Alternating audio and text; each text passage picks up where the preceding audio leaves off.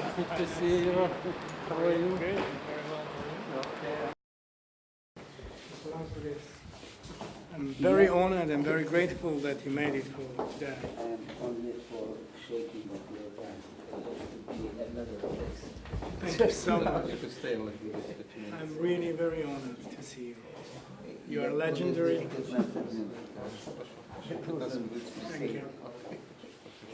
I'm really very glad to be back in Vilnius, in a country with whom Armenia, we as a people, as a nation, have an extraordinary record of mutual respect and solidarity. We are smaller nations on the global map, but we're nations who have particularly strong sentiment about freedom and independence. Mr. Landsbergis, your presence here reminds me of the very important, great times when Armenia and Lithuania, together with other smaller freedom-loving nations, have been standing up for their independence. We have since independence, like you, have declared our commitment, our intention to build a nation of a European model, a nation which is faithful to the principles and rules of democracy, rule of law, human rights. Over the past 28 years, we have seen various dynamics in our nation, in our country. There has been progress and problem. There have also been some tragic moments in our history of the past 28 years. But overall, I think there has been a consistent move towards strengthening a democratic society in Armenia. The revolution, the Velvet Revolution of April and May 2018 has been the manifestation of the strong determination of our people to fix the problems and to move in the direction of further entrenching the principles which are enshrined in our constitution, which are enshrined in our independence. Our foreign policy is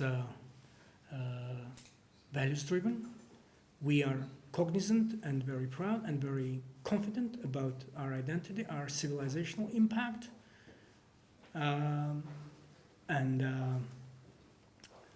our commitment to the values of the values of democracy and human rights. Those are important principles and values, also relevant to our foreign policy. We are also, of course, taking into account the challenges in sustaining and strengthening Armenian interests in the changing world. We have the principles of sovereignty. Very often we come across those judgments, value judgments, assessments, both within and outside Armenia, about Armenia being pro-one dimension or pro-another dimension, or anti-third dimension, or whichever other thing. We strongly insist that Armenia's foreign policy is strictly only pro-Armenian. It is driven by Armenian national interest. And further, we have the important principle of sustaining a pan-Armenian interest, because we're a nation which is small in size but global in nature. The history has been quite challenging to us, and as a result, we have Armenian presence in many parts of the world. We're a nation of explorers, traders, with an impact in various parts of the world, and we're very proud of that. We have heritage in various parts of the world. We're very proud of it. We're a nation of diaspora because of the tragedy of the genocide of the beginning of the 20th century that also defines our spread across the world. Wherever we have been, we have not been just diasporas, but institutionalized diasporas. Our people have shown the capacity of being very dedicated and committed members of their adopted homes, citizens of the countries they reside in. while at the same time institutionally strengthening their identity as Armenians in various parts of the world. And that capacity is very important, both in terms of us as a nation collectively, and also as a huge potential for the use of our development as a nation state at present.